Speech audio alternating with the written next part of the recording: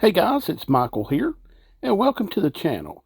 Hey, today I've got 10 tips, things that are good to know and that will help you if you're planning a cruise with Carnival Panorama.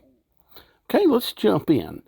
Like I say, I have 10 tips. The first five I'm going to cover really quickly.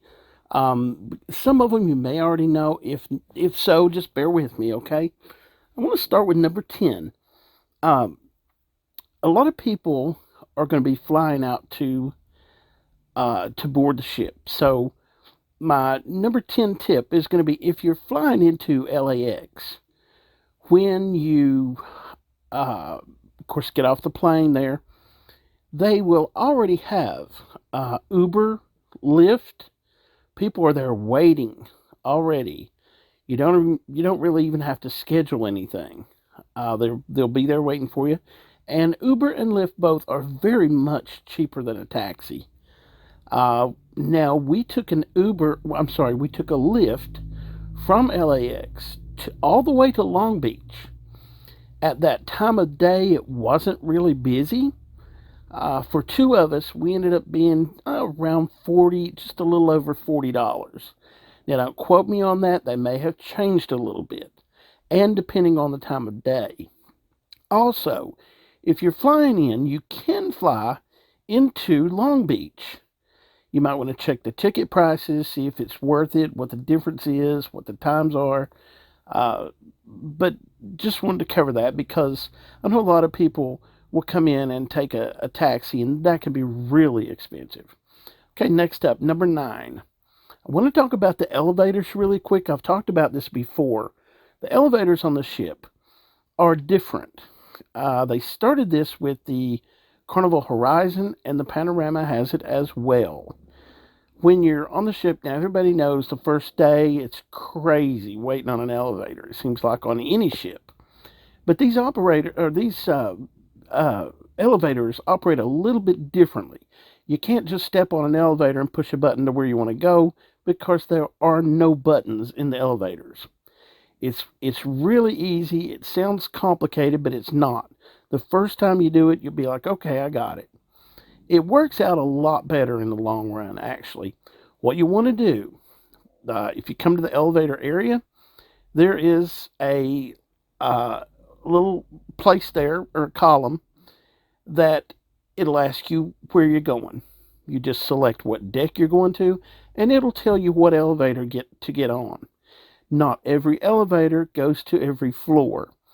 I mean, every elevator can access every floor, but what this does, rather than every elevator stopping on every floor, taking forever to get where you want to go, it will designate certain elevators to certain floors, and it's much quicker.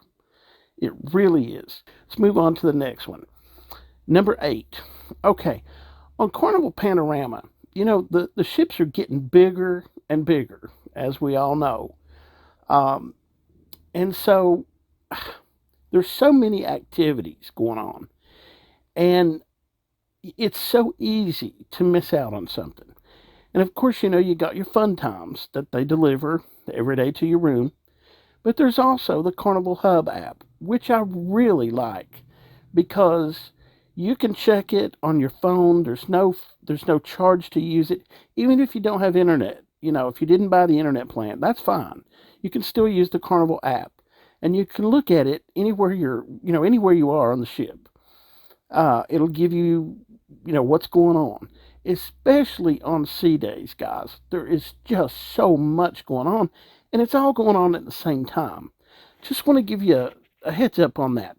You may want to look ahead, even a day ahead, if you can, if you have time, to look and say, okay, I might want to do this, might want to do that, because you'll find that a lot of the events, like I say, go on at the same time, and you don't. It's no longer the thing. Well, what's going on right now, and that's what we'll do because there's so many to choose from. With that many people on board, they don't want everybody in one place at one time. So just keep that in mind to look ahead, either in your Fun Times or the Carnival app. Okay, let's move on. Number 7. Okay, a lot of people adults and kids like to do the ropes course and the sky ride. Some of the outdoor activities like that. Now, when you're at sea, especially when you're at sea, when the wind gets up, they will close these options. They don't want anybody blowing away. And on the sky ride itself, it'll tend to rock a little bit. The bike that you're on will tend to rock, and they don't want that either. So they just want to be safe. So when you're at sea, there's already going to be wind because you're moving. But when the wind gets up, they do close these activities. So if you want to do the ropes course or the sky ride, I would try to plan it as early in the cruise as you can. That way, you don't want to wait till the last day or the last, couple days because it may not be available. Also, a tip on the sky ride, well, and the ropes course. It seems like about 9 o'clock in the morning. If they're open, perfect time. The lines are short. Uh, Good time to check those things out. Okay, let's move on. Number 6. This is something new that I have not seen before. Now, if you're on the 7-day cruise with Panorama, you're going to have 3 stops: Cabo San Lucas, Mazatlan, and Puerto Vallarta. And the first stop, Cabo San Lucas, is a Tinder Stop. In other words, you're going to have to water taxi over to the port. There's not an actual pier there. And so, and I'm not sure if they're doing this on every cruise, but I'm assuming that they are.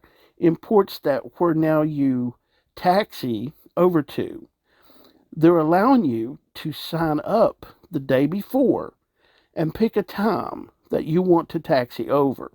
In other words, instead of everybody showing up and waiting at the gate there to board the little tender boat, you can pick a time. Go like the evening before, and you can sign up. You can ask guest services, or you can ask. Well, you can ask anybody. They'll tell you if you do know for sure that hey, we want to get off the ship at this time tomorrow. And get ahead. An early start or whatever time that you have in mind.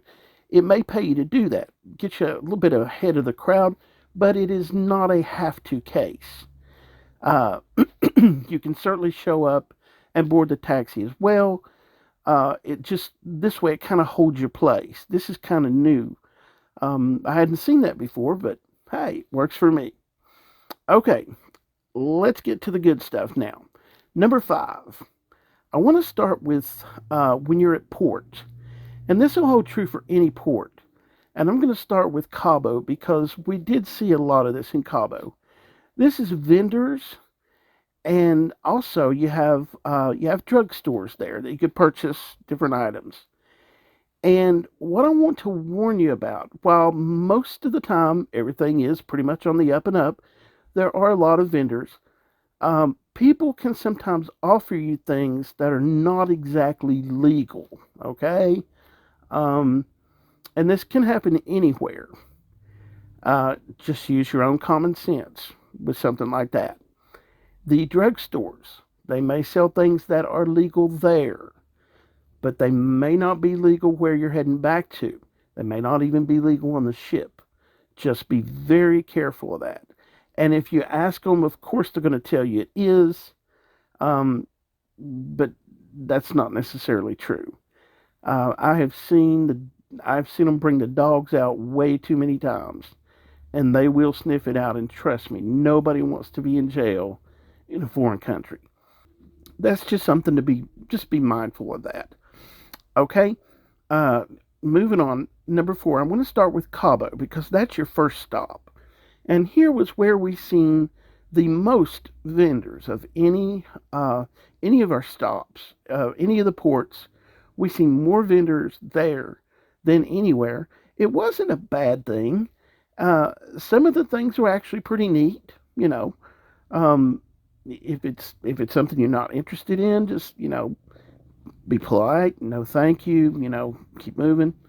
Um, but there at port, there are several vendors. Now in the Cabo area there. You're where you get off the ship. They're going to put you there at the marina, and there is a lot to see there at the marina. There's different restaurants. There are several people who will take you out on a boat if you want to go. You can go over and see the rock formations. You can go out fishing. You can go whale watching. There's so much to do in Cabo. It's amazing. If you like to fish, they will take you out, let you go fishing. You can actually, if you catch a fish, you can bring it back in. Some of the restaurants there, most of them, for a small fee, you can take your fish in and they will actually cook it for you. It's pretty neat. So Cabo is a really good stop. You'll enjoy that a lot there. Next up, I've got Mazatlan. Okay, Mazatlan. When you port in Mazatlan, you actually pull up to the port, and you're actually at a shipyard. So when you get off the ship, you're there at the shipyard. There'll be like a trolley that will ride you across the shipyard. You'll see all the shipping containers, and it'll take you to the actual cruise port and let you out. Now there'll be a lot of taxis offering taxi rides, things like that.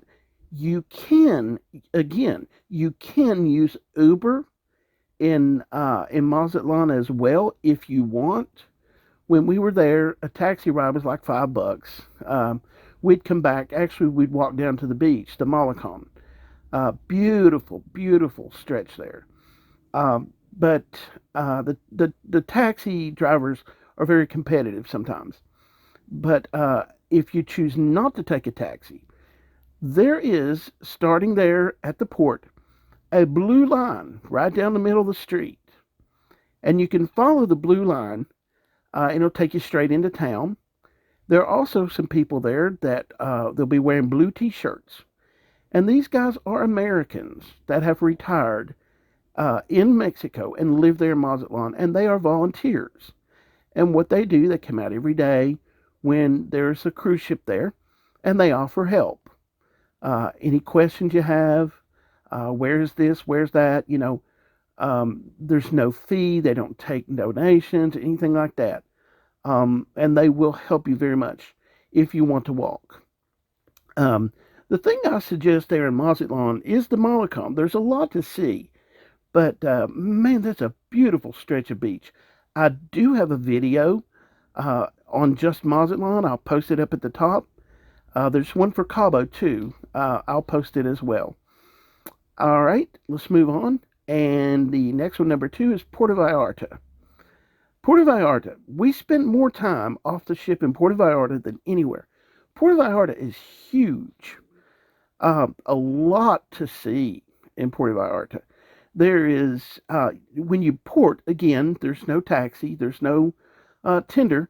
You just kind of, the ship just kind of pulls into the port there and slides over. You basically step off the ship, you're right across from a mall, Sam's Club, all that is right there, literally across the street. There will be some people there right at the port that will offer you like a chauffeur almost. They will take you on a tour if you want.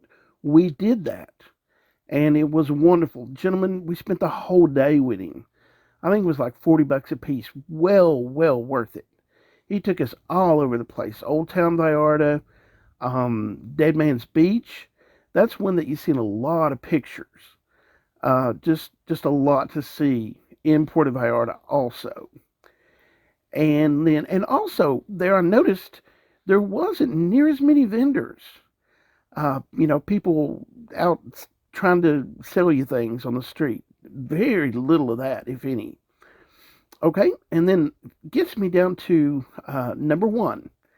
And this is going to sound a little crazy, but no, please just hear me out. And it's going to be the weather.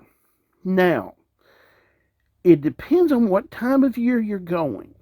We went in December, late December. It was almost Christmas time. And what we found was it was hot. let me tell you, it was hot. If you're going to do the Mexican Riviera in December, of course, who knows? The weather could be anything. But but do yourself a favor. Pack clothes, for warm weather also, because we wore shorts and flip flops. It was crazy, so warm. But then at night, when you're on the ship's moving, it gets a little cool. So you may want to have a jacket or something like that. It's not, the earth is still tilted. It is wintertime. But and then the summertime, it is brutal. The heat is brutal down there in the summertime. Um, you know, don't forget your sunscreen, a hat, sunglasses, things that you'll need, a water bottle, by all means. Stay hydrated. But other than that, that's going to be my 10 tips. Uh, if you enjoyed the video, how about a thumbs up? And if you haven't already subscribed, we'd love to have you. Just hit that subscribe button. Again, guys, my name is Michael. I think that's going to do it. And I will see you next time. Thank you so much for watching.